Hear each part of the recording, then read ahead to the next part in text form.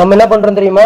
நமக்கு தெரிஞ்ச ஒரு 4 விஷயம், ஒரு கடுகளவு ஒரு விஷயம், ஒரு கிலாப்ப தெரிஞ்சிருக்கு, ஒரு அரசியல் தெரிஞ்சிருக்கு, கொஞ்சம் குரான் புரியுது.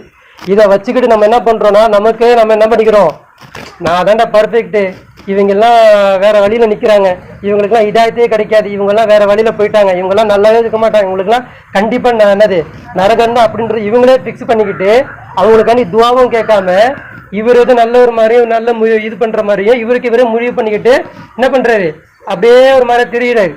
அப்ப இந்த மாதிரியும் நீங்க இருக்காதீங்க. நீங்க போய் உங்க குடும்பத்துக்கு சொல்லுங்க, அவங்க ஏத்துக்கலன்னா அவங்களுக்காக வேண்டி என்கிட்ட நீங்க பிரார்த்தனை பண்ணுங்க.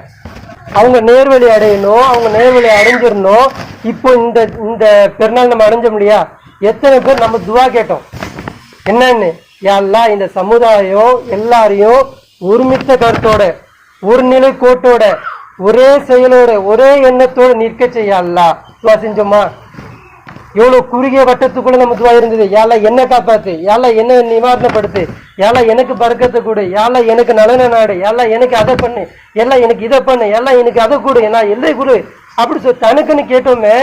ஒரு சமுதாயத்திற்கோ ஒரு குடும்பத்திற்கோ கேட்கக்கூடிய நலம் நமக்கு வந்ததா?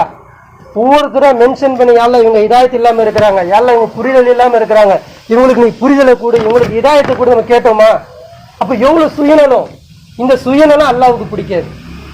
பொது நலமா இருக்கணும், பொது நலமா கருதணும், பொது நலமா பார்க்கணும், மற்றவங்களுக்காக வேண்டி இறக்கப்படணும், மற்றவங்களை ஆதரவிக்கணும், மற்றவங்களை அரவணைக்கணும். இதுதான் அல்லாஹ்வுக்கு பிடிக்கும்.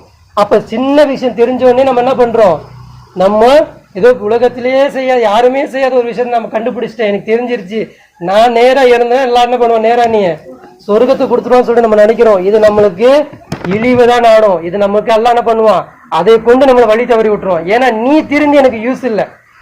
மூலியமா ஒரு 10 பேரை கொண்டு வரணும், மூலியமா ஒரு சமுதாயத்தை நீ கொண்டு வரணும், மூலியமா ஒரு நாடை கொண்டு வரணும். அதுதான் எனக்கு தேவை. நீ திருந்துறனாலையோ நீ ஒழுங்கா இருக்கனாலையோ எனக்கு எந்த யூஸும் இல்லைன்றதுதான் அல்லாஹ் என்ன பண்றான், இந்த ஒவ்வொரு வரலாறை சொல்ல ஆரம்பிக்கிறான்.